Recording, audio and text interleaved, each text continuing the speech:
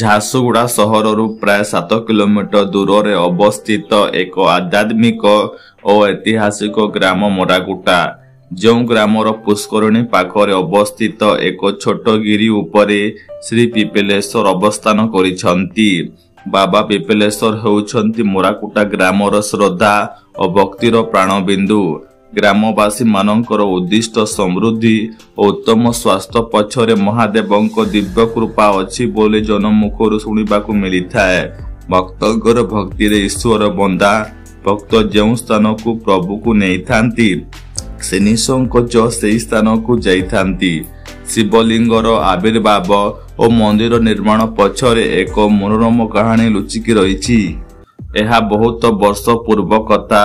ଏହି ଗ୍ରାମର କିଛି ଅଧିବାସୀ ପ୍ରତିଦିନ ନିଜର ଜୀବିକା ନିର୍ବାହ କରିବା ପାଇଁ ବାରିକବେନା ସ୍ଥିତ ବିଲକୁ କୃଷି କାର୍ଯ୍ୟ କରିବାକୁ ଯାଉଥିଲେ। ପୁରୁଷ, ମହିଳା ଓ ପୁଅ ଝିଅ ପିଲାମାନେ ସମସ୍ତେ ବିଲରେ ବିଭିନ୍ନ କୃଷି ସମ୍ପର୍କିତ କାର୍ଯ୍ୟରେ ନିୟୋଜିତ ହେଉଥିଲେ। ସେହି ଗ୍ରାମବାସୀମାନଙ୍କର କେତେକ ଝିଅ ପିଲା ବିଲରେ ନିଜ ସାଙ୍ଗ ସହିତ ଖେଳୁଥିଲେ। ଗୋଟିଏ ଦିନ ଏମିତି ବିଲରେ ଖେଳୁ ଖେଳୁ ତାଙ୍କୁ ମାଟି ଭିତରୁ ଏକ ଶିବଲିଙ୍ଗ ଉଦ୍ଧାର କରିଥିଲେ। ଝିଅମାନେ ଅଜ୍ଞାତ ବଶତଃ ସ୍ୱୟଂ ଶିବଲିଙ୍ଗକୁ ପଥର ଭାବି ପୂଜାର୍ଚ୍ଚନା ଖେଳ ଖେଳୁଥିଲେ। ବିଲର ଜୋର ପାଖରେ ଥିବା ପୋଖରୀରୁ ପାଣି ସଂଗ୍ରହ କରି ଓ ଗାଁର ପୁଷ୍ପ ଗଛ ଗୁଡ଼ିକରୁ ପୁଷ୍ପ ତୋଳି ଶିବଲିଙ୍ଗ ଉପରେ ସମର୍ପିତ କରି ଆନନ୍ଦିତ ହେଉଥିଲେ। ଏହିପରି ଭାବରେ କିଛି ଦିନ କାର୍ଯ୍ୟ କଲାବେଳେ ବିଲ ପାଖରେ ପୋଖରୀରୁ ଜଳ ଆଣି ପୂଜା କରିବାରେ ବାଧା ଉପୁଜିବା ପରେ ଝିଅ ଗୋଷ୍ଠୀ ଶିବଲିଙ୍ଗକୁ ବିଲର ପୋଖରୀ ପାଖକୁ ସ୍ଥାନାନ୍ତରଣ କରିଥିଲେ। ନୂଆ ସ୍ଥାନରେ ଅବସ୍ଥାନ କଲା ପରେ ଝିଅମାନେ ପୁଣି ଥରେ ତାଙ୍କୁ ପୂଜା କାର୍ଯ୍ୟ ପୂର୍ବପରି ଜାରି ରଖିଥିଲେ। ବିଲ କାମ ସାରି ଗ୍ରାମବାସୀ ବିଲର ଜୋର ପାଖରେ ଥିବା ପୋଖରୀରୁ ସ୍ନାନ କରି ଘରକୁ ଫେରୁଥିଲେ। କିନ୍ତୁ ବିଲ କାମ ନଥିବା ଦିନ ଗୁଡ଼ିକରେ ଗାଁ ପାଖରେ ଥିବା ପୋଖରୀରେ ସ୍ନାନ କରୁଥିଲେ। ତେବେ ଝିଅ ଦଳକୁ ଶିବଲିଙ୍ଗକୁ ପୂଜା କରିବାରେ ପୁଣି ଥରେ ବାଧା ସୃଷ୍ଟି ହେବା ଯୋଗୁଁ ସେମାନେ ଗାଁ ପାଖରେ ଥିବା ପୋଖରୀ ପାଖକୁ ଶିବଲିଙ୍ଗକୁ ନେଇ ଆଣିବାର ନିଷ୍ପତ୍ତି ନେଇଥିଲେ। ଗାଁର ପୁଷ୍କରିଣୀ ପାଖରେ ଥିବା ଅଶ୍ୱତ୍ଥ ଗଛ ମୂଳେ ଶିବଲିଙ୍ଗକୁ ସ୍ଥାପନ କରି ପ୍ରତିଦିନ ପୂଜା କାର୍ଯ୍ୟ ବଜାୟ ରଖିଥିଲେ। ଏମିତି କିଛି ଦିନ ପୂଜା ପାଇଲା ପରେ ବାବା ପିପିଲେଶ୍ୱର ଗ୍ରାମବାସୀଙ୍କୁ ନିଜ ଅସ୍ତିତ୍ୱର ସ୍ୱପ୍ନ ଆଦେଶ ଦେଲେ। ନିଜସ୍ୱ ଗ୍ରାମରେ ମହାଦେବଙ୍କ ଅବସ୍ଥିତି ସୂଚନା ପାଇ ଗ୍ରାମବାସୀ ଅଶ୍ୱତ୍ଥ ଗଛ ମୂଳେ ଏକ କୁଟୀର ନିର୍ମାଣ କରି ରୀତିନୀତି ଅନୁଯାୟୀ ପୂଜା କାର୍ଯ୍ୟ ଆରମ୍ଭ କରିଥିଲେ। ମୋରାକୁଟା ଗାଁ ନାମର ଅସ୍ତିତ୍ୱ ବିଷୟରେ ଏକ ଆକର୍ଷଣୀୟ ଏବଂ ଭାବପ୍ରବଣ କାହାଣୀ ରହିଛି। ପୂର୍ବେ ମୋରାକୁଟା ଗାଁକୁ ଲୋକେ ସାତଖମ୍ବା ନାମରେ ଜାଣୁଥିଲେ। ଗାଁର ମଧ୍ୟଭାଗରେ 7ଟି ଖମ୍ବ ବିଶିଷ୍ଟ ଏକ ନିର୍ମାଣ ସ୍ଥଳ ଅବସ୍ଥିତ ଥିବାରୁ ଲୋକେ ଏହି ଗ୍ରାମକୁ ସାତଖମ୍ବା ବୋଲି କହୁଥିଲେ। 7ଟି ଖମ୍ବ ମଧ୍ୟରୁ 6ଟି ଖମ୍ବ ଚାରିପାଖରେ ଏବଂ ଗୋଟିଏ ଖମ୍ବ ମଧ୍ୟଭାଗରେ ଉପସ୍ଥିତ ଥିଲା। ଆଜି ସେହି ସ୍ଥାନରେ ସେହି ଖମ୍ବ ଗୁଡ଼ିକୁ ଧ୍ୱଂସ କରି ଏକ ମଣ୍ଡପ ତିଆରି କରାଯାଇଛି। ସେହି ନୂଆ ମଣ୍ଡପ ପାଖରେ ସେହି ପୁରୁଣା ଖମ୍ବର ଧ୍ୱଂସାବଶେଷ ଅବଲୋକନ କରାଯାଇପାରେ।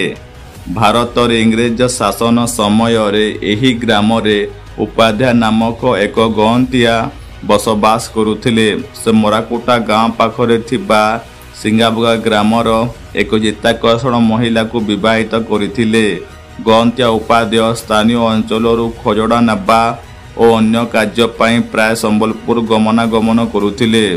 ଏକ ଦିନ ଇଂରେଜ କର୍ତ୍ତୃପକ୍ଷ ନିଜ ଝାରସୁଗୁଡ଼ାର ବିଭିନ୍ନ ଗାଁ ଗୁଡ଼ିକର ସ୍ଥିତି ଅନୁସନ୍ଧାନ କରିବା ପାଇଁ ପରିଭ୍ରମଣରେ ବାହାରିଥିଲେ। ଇଂରେଜ ଶାସକ ଗାଁର ଗଅନ୍ତିଆମାନଙ୍କ ସହିତ ସାକ୍ଷାତ କରି ତାଙ୍କ ଝିଅ ଓ ସ୍ତ୍ରୀମାନଙ୍କ ଉପରେ ମନ୍ଦ ଦୃଷ୍ଟି ପକାଉଥିଲେ। ଇଂରେଜ କର୍ତ୍ତୃପକ୍ଷ ମୋରାକୁଟା ଗାଁର ଗଅନ୍ତିଆ ସହିତ ସାକ୍ଷାତ କରିବା ପାଇଁ ଆଗମନ କରିଥିଲେ। କିନ୍ତୁ ଗଅନ୍ତିଆଙ୍କ ରୂପକୁମାରୀ ପତ୍ନୀ ଲୁଚି ରହିବା ଫଳରେ ଦେଖା କରିବାର ସୁଯୋଗ ନ ମିଳିବା ଯୋଗୁଁ ଇଂରେଜ କର୍ତ୍ତୃପକ୍ଷ କ୍ରୋଧିତ ହୋଇଯାଇଥିଲେ। ପରେ ସମ୍ବଲପୁର ମାଜିଷ୍ଟ୍ରେଟ କାର୍ଯ୍ୟାଳୟକୁ ବିଭିନ୍ନ କାର୍ଯ୍ୟରେ ଗଲାବେଳେ ମୋରାକୁଟାର ଗଅନ୍ତିଆକୁ ନିଜ ପତ୍ନୀ ସହିତ ସାକ୍ଷାତ କରିବା ପାଇଁ ତାଙ୍କୁ ଦୁର୍ବ୍ୟବହାର କରିଥିଲେ। एहीपरि घटनार बारंबार शिकार हेबा फलरे गहंतिया शेषरे इंग्रेज मजिस्ट्रेट निर्देश वर्षीवर्ती होई एक दुखद और साहसिक योजना प्रस्तुति कले। गोटे दिन निज पत्नी को सर्वश्रेष्ठ वस्त्र अलंकार परिधान करिबार निर्देश देला परे निज स्त्रीर मुंड को शरीर काटी इंग्रेज को साक्षात करने को संबलपुर बाहरिले। निज पत्नी सम्मान रक्षा करने से जीवंत परिवर्ते तांको हत्या करी कटा मुंड को इंग्रेज कर्तृपक्ष सम्मुख रे समर्पण करथिले। गोटे थाली रे कटा मुंड को लाल कपड़ा रे घोड़ाई इंग्रेज सम्मुख रे परिवेषण कले। इंग्रेज मजिस्ट्रेट कटा मुंड को देखि आश्चर्यचकित होई काटा मारा बोली अभिव्यक्त करथिले। उक्त घटना खूब कम समय अवधि भितरे चतुर्पार्श्व व्यापी जावा परे काटा मारा नाम अपभ्रंश होई मोराकुटा नाम नामित हैला। तेणु मोराकुटा नाम केवल एक स्थानर नाम नुहे बरं ब्रिटिश जुगरे त्याग सम्मान एवं अत्याचार विरुद्ध प्रतिरोधर प्रतीक। वर्तमान झारसुगुड़ा जिला अंतर्भुक्त मोराकुटा गाँ पूर्वे संबलपुर राज्य शासनाधीन थिला। महाराज साय मृत्यु पर तांको विधवा राणी मोहन कुमारी को राजसिंहासन में बसाइबार प्रतिवाद रे वीर सुरेंद्र साय इंग्रेज सरकार विरुद्ध स्वर उत्तोलन करथिले। सेही समय मोराकुटा गाँवर युधिष्ठिर गुरु और पद्मनाभ भूया दुई जन शक्तिशाली और साहसी व्यक्ति बसवास करुथिले। से दुई जन व्यक्ति वीर सुरेंद्र साय अनुयायी भाव में काम करुथिले। से माने वीर सुरेंद्र साय सहित मिसी इंग्रेज सरकार विरुद्ध आंदोलन करने सहित लड़ाई मध्य करुथिले।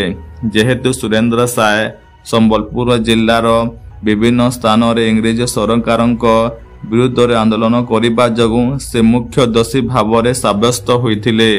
इंग्रेज सरकार सिंगाबुगा ग्राम रे वीर सुरेंद्र साय को खोजिबा पाई पहुंचीबा समय रे सिंगाबुगा गाँवर गहंतिया गणेश उपाध्याय और मोराकुटा गाँवर युधिष्ठिर गुरु और पद्मनाभ भूया तीन जन विषय जानिबा पाइथिले। किंतु तथ्य लिखन समय रे भूलवशत युधिष्ठिर गुरु बदल युधिष्ठिर भूया और पद्मनाभ भूया बदल पद्मनाभ गुरु लेखा हो जाइथिला। इति समय रे एही व्यक्ति विशेषों सहायता रे वीर सुरेंद्र साय को बेलापहाड़ वर्तमान बेलपाड़ को झील जातिर लोक मानकर सहायता रे उलापड़ दुर्ग रे लुचाई दिया जाइथिला। इंग्रेज सरकार वीर सुरेंद्र साय को अनेक सहकर्मी मानकु गिरफ करथिले। एथिरे गणेश उपाध्याय को फांसी दिया जाइथिला। किंतु युधिष्ठिर गुरु और पद्मनाभ भूया भूल नाम दस्तावेज रे थिबा जोगु मृत्युदंडरू वंचित हो जाइथिले। एपरि एक साधारण त्रुटि वीर सुरेंद्र साय नेतृत्व में स्वाधीनता संग्राम दुई जन प्रमुख विप्लवी जीवन रक्षा करिथिला। स्वाधीन प्राप्तिर परवर्ती समय रे मोराकुटा गाँवर कुमार संप्रदायर युधिष्ठिर गुरु सुनारी काम करुथिले। तांकर अनेक जमीबाड़ी मध्य अर्जन करथिले। दुर्भाग्यवशत तांको कौनसी संतान नथिला। तेणु से निज धन संपत्ति को उपयोग करी प्रभु को पाई एक शिव मंदिर स्थापन करबा पाई निष्पत्ति नेथिले। ग्रामवासी को अनुमति और समर्थन पाई से मंदिर निर्माण कार्य असतत गछ पाखरे थिबा छोट पहाड़ उपरे मंदिर कार्य समाप्त करिथिले। सेही मंदिर सम्मुख रे एक पोखरी थिला। एही पोखरी को सालेटिकरा ग्रामर एक तेली संप्रदायर व्यक्ति बहुत वर्ष पूर्व खनन कराइथिले। एपरि युधिष्ठिर गुरु भक्ति एवं दान मोराकुटा ग्राम रे एक स्थायी आध्यात्मिक और सांस्कृतिक ऐतिह्य छाड़ीगला। प्रथमे गोसाई संप्रदायर एक भक्ति विशेष को पूजा कार्य पई रखा जाइथिला। किंतु प्रभु महादेव पूजकर पूजार आत्मसंतोष न पाइबार स्वप्न देश देबा परे मंदिरर पूजा कार्य तुलेबा पई संबलपुर जिलार लपंगा ब्लॉक अधिकृत महादेवपाली ग्रामरू थनापति माली जातिर बोई नामक एक व्यक्ति को आमंत्रण करी ताकू मंदिरर पूजा कार्य शृंखलित भाव में करबा पई नियोजित करा जाइथिला। नीति पूजा कार्य तुलेबा पई युधिष्ठिर गुरु बोई को 2 एकर जमी दान करथिले। पूजकटी युवक अवस्था पूजारे थिला बेले बुढ़ापाली ग्रामर एक युवती भक्त उपरे खराब दृष्टि रखिथिला। एही घटना सामना को आसीबा परे ग्रामवासी सेही पूजक को धरी बाबा पिपलेश्वर पाखरे सत्यता प्रतिपादन करने आदेश देले। निज दृष्टि ताकू लुचेबा पाई से बाबा पिपलेश्वर पाखरे मिछ कही शपथ पाठ कला, नहेले मोर दृष्टि शक्ति लोप पाइब बोली अभिव्यक्त कला। प्रभु को प्रकोप अल्प दिन भितर तार दृष्टि शक्ति लोप पाई जाइथिला, तथापि दृष्टिहीन बाधित सत्ते अति श्रद्धार सहित मंदिर पूजा कार्य जारी रखिथिला। तांको मृत्यु परे तांको पुत्र चिंतामणि महापात्र मंदिर पूजा कार्य निर्वाह करथिले। तेबे चिंतामणि महापात्र निसंतान हेबा जोगु से अधीर होई पड़िथिले। तेबे पिपलेश्वर कृपारे तांको झारसुगुड़ा सहरर कनक दुर्गा मंदिर एक नवजात पुत्र संतान को उद्धार करी निज पुत्र भावरे लालन पालन करथिले। वर्तमान सेही पुत्र सुब्रत महापात्र अति निष्ठार सहित मंदिर पूजा कार्य तुलाउछंती। मंदिर प्रतिष्ठा हेबा परे दुईटी नागसाप नाग और नागुणी शिवलिंग चारिपटे कुंडली मारी रहुथिले। प्रभु को कृपारे प्रथम पूजक निज स्व हाथ रे नागसाप को छुई पूजा करि पारुथिले। गाँ लोक माने भजन कीर्तन समय रे मध्य अनेक प्रकारर विषाक्त साप बिछा पिंपुड़ी देखा जाइछि, किंतु से माने कहार केबे अनिष्ट करि नाहांती। एही घटना गुड़िक प्रभुंकर सुरक्षा एवं उपस्थितिर दिव्य संकेत भाव में विवेचना करा जाए। मोराकुटा लोकमानंक मुखरु श्री पिपलेश्वरंकर अनेक अलौकिक घटना शुणिबाकु मिलिथाए। एपरि एक घटना जड़े व्यक्तिंक विषय कहे। जड़े व्यक्ति मंदिर पाखरे पोखरी स्नान कला बेले शिवंकर जट पानी रे भासुथुबा दृश्य देखिबाकु मिलिथिला। अन्य एक घटना रे दिने गोटे झील पोखरी रे स्नान करी असतत गछ मूले शिवलिंग सम्मुखरे एक फल को समर्पित होइतिबा देखि तांकु खाइबाकु उद्यत हेबा समय रे तांको मां बारण करिबा जगु सेही फल को पथरे जाउथुबा बुढ़ी महिला को अर्पण करिथिले। फल रे ग्रहण करी से महिला अल्प क्षण अदृश्य हो जाइथिले, जहा फल रे अनेक लोक विश्वास करती जे से महिला जड़क होउछंती महादेवंक दिव्य शक्तिर प्रतीक।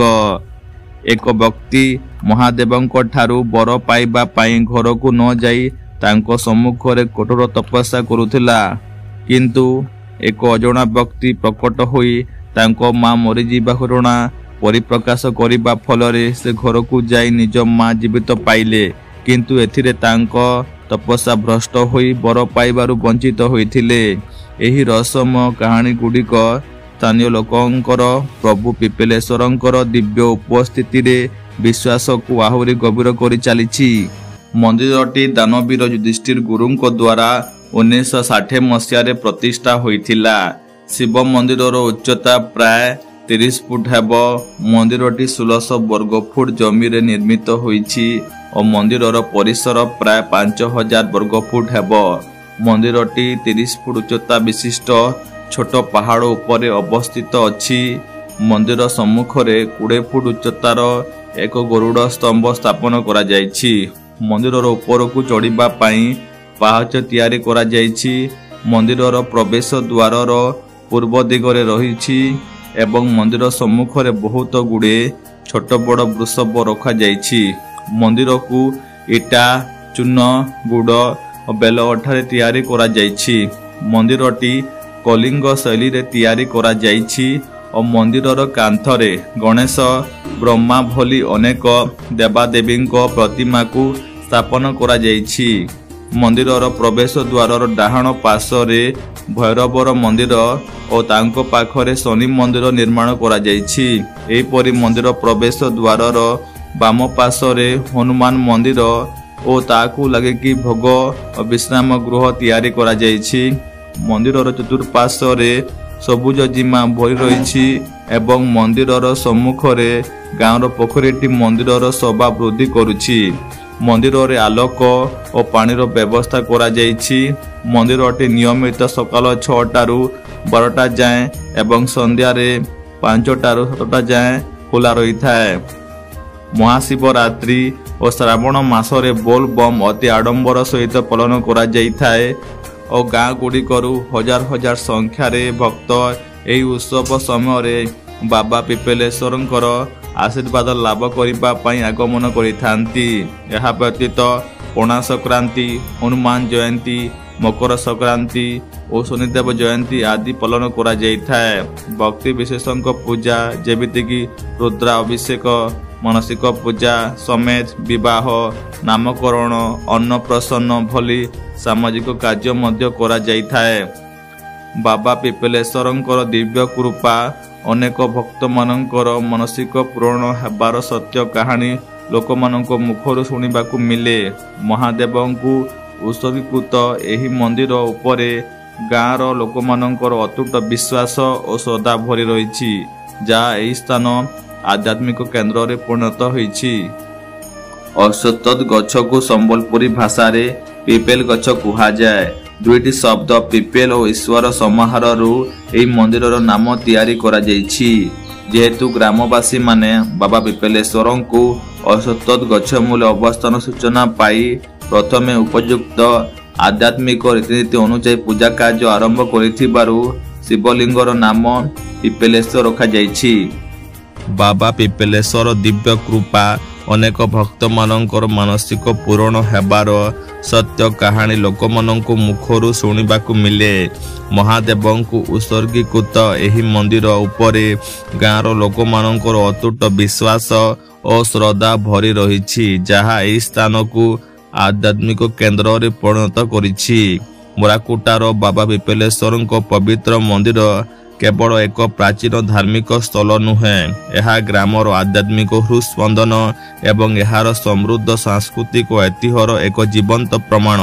ଶିବଲିଙ୍ଗର ଚମତ୍କାର ଆବିଷ୍କାର ଠାରୁ ଆରମ୍ଭ କରି ଗ୍ରାମବାସୀଙ୍କର ଅଟଳ ଶ୍ରଦ୍ଧା ପର୍ଯ୍ୟନ୍ତ ଏବଂ ସାତଖମା ନାମ ଠାରୁ ଆରମ୍ଭ କରି ବ୍ରିଟିଶ ଅତ୍ୟାଚାର ବିରୁଦ୍ଧରେ ସାହସିକ ପ୍ରତିରୋଧ କରି ମୋରାକୁଟା ନାମ ପରିବର୍ତ୍ତନ ପର୍ଯ୍ୟନ୍ତ ମୋରାକୁଟା କେବଳ ଏକ ସ୍ଥାନ ନୁହେଁ, ଏହା ଓଡ଼ିଶାର ଆଧ୍ୟାତ୍ମିକ ଗଭୀରତା ଏବଂ ଐତିହାସିକ ସ୍ଥିରତାର ଏକ ଜୀବନ୍ତ ସାକ୍ଷୀ।